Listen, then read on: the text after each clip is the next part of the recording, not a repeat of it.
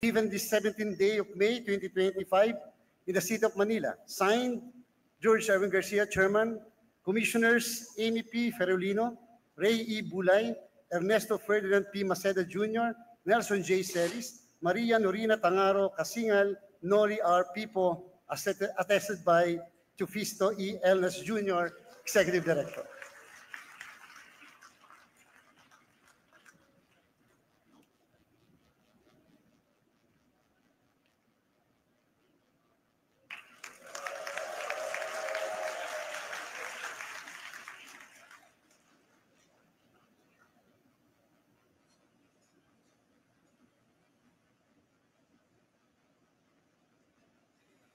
May we request the family and friends of Senator Marcoleta to come up the stage for a photo opportunity.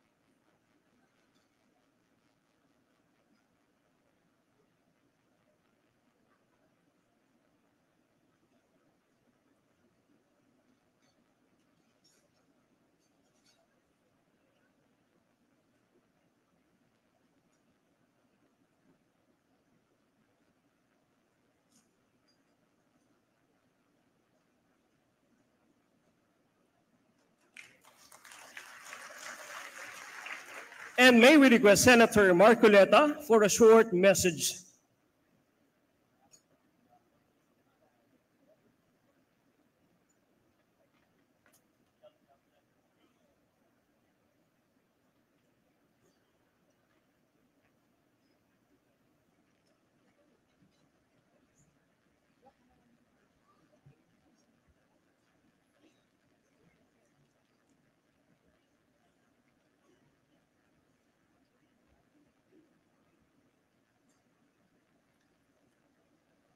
Mga minamahal kong mga kababayan, sa ngalan po ng aking pamilya,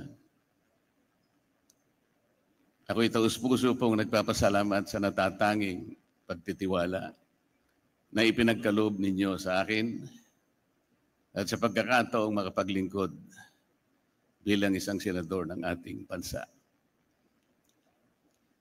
Ang tagumpay na aking nakamit ay tagumpay po nating lahat.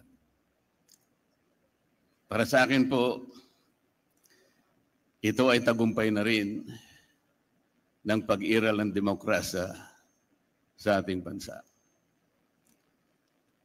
Isang panibagong yugto na nangangailangan ng nagkakaisang pagkilos para sa kabutihan ng ating bansa. Ang pagtitiwalang ito ay hindi lamang katuparan ng isang karangalan na iginawad sa akin. Higit sa lahat, ito po ay sumasagisag sa isang mahalaga ngunit mabigat na pananagutan. Ang paglilingkod ng buong katapatan.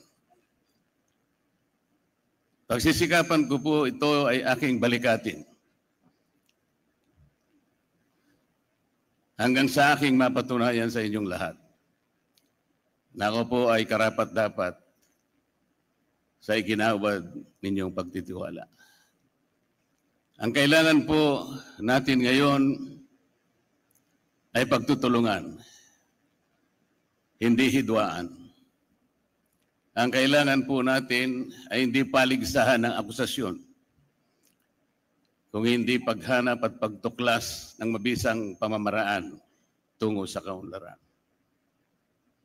Ang 6 na taon na ibinigay po ninyo sa akin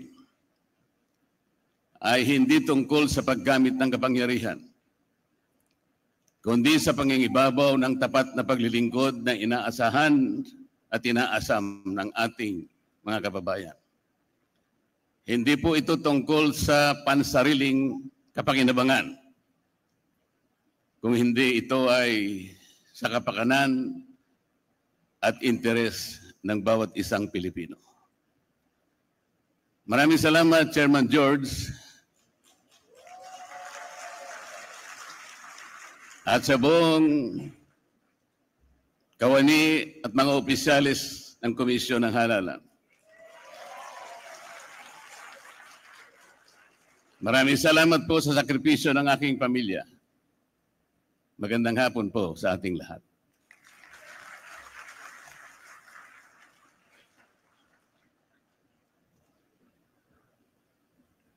Thank you very much. May we